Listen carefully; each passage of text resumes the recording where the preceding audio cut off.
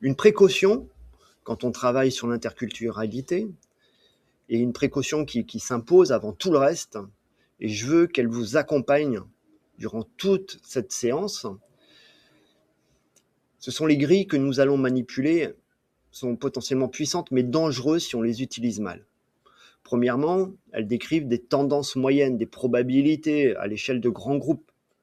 Jamais le comportement certain d'un individu. Deuxièmement, et c'est un résultat majeur, la variation à l'intérieur d'une culture est souvent plus grande que l'écart entre deux cultures.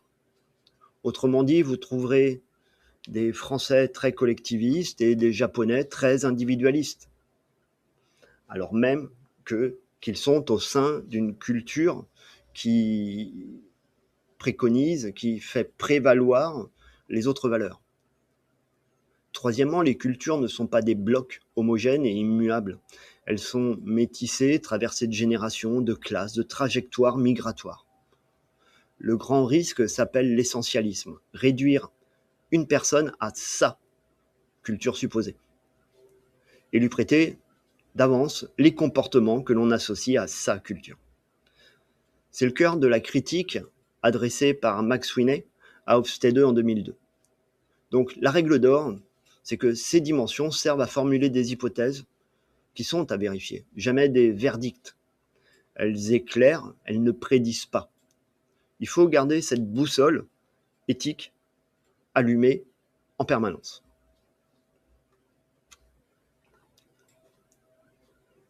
Alors voici un peu la carte du territoire que nous allons parcourir.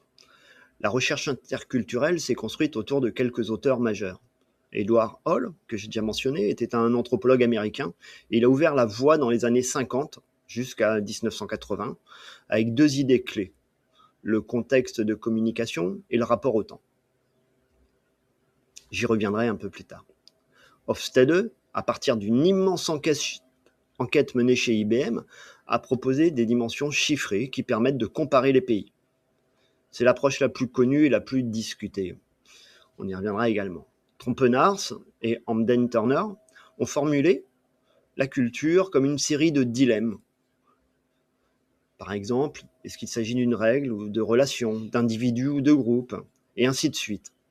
Ils ont tout articulé leur relation à la culture à travers ces dilemmes. Le projet Globe, mené par Robert House et une équipe internationale, a prolongé les travaux d'Hofstede en l'appliquant spécifiquement au leadership. Ça a été réalisé auprès de 62 sociétés. Sociétés, j'entends entreprises.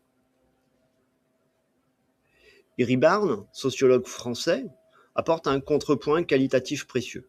Plutôt que des scores, il cherche des logiques, mais des logiques profondes, propres à chaque culture nationale. Enfin, Schwartz a proposé une structure des valeurs humaines validée dans des dizaines de pays.